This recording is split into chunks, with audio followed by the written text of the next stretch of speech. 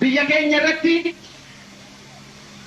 mirga keenya mirgi keenya mulqamee sadarkaa lammaffaatti jiraachuu namni biraa akkaataa nuti jiraannu nu murteessu kana didaa turre arras ni mormanna borus mormachuuf qophii.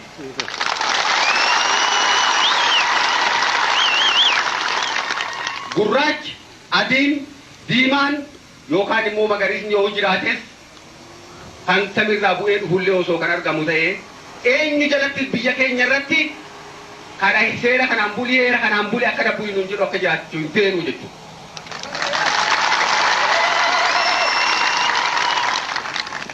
Abbaan wajjin biyya keenya irra jiraachuu barbaade mirga uummata keenyaa kan inni biyya isii irratti qabu abbaa biyyummaa isaa kabajuudhaan nu wajjin jiraachuu ni danda'a jechuudha.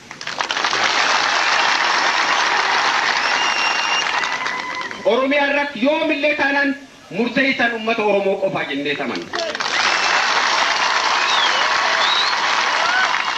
Kana mirkaneessuudhaaf akkuma jedhan deebi'a addi bilisummaa Oromoo akkasumas ummanni bal'aan keenya har'as borus qophiidha jechuudha.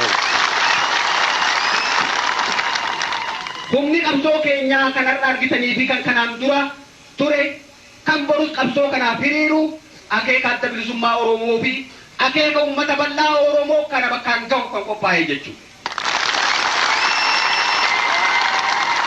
Kanarraa kan hafe mirgi abbaa biraa kan inni dabreetiin saamuu barbaadu yookaan miidhaan addaa ummata keenya ittiin dursaa turee fi har'allee ittiin dursuu borus ittiin dursu isa kanaa jechuudha.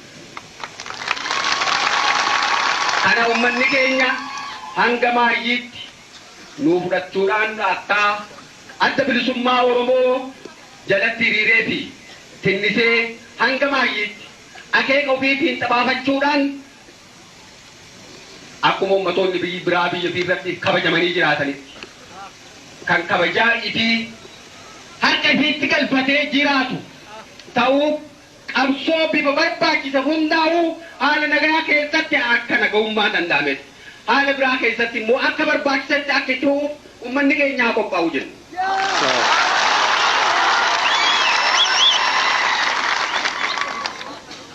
Egaa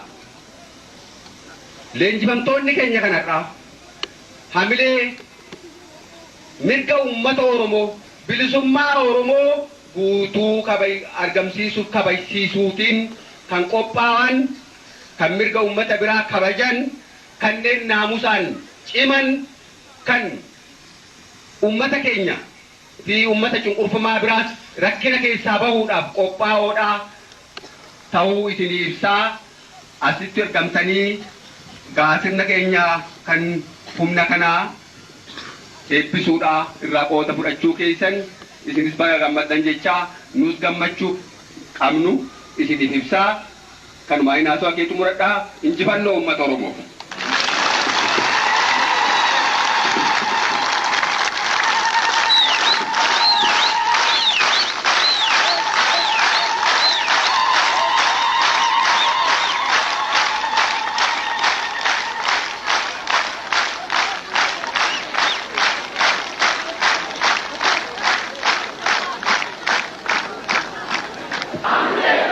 injifannoon kan uummata Oromoo haa ta'u.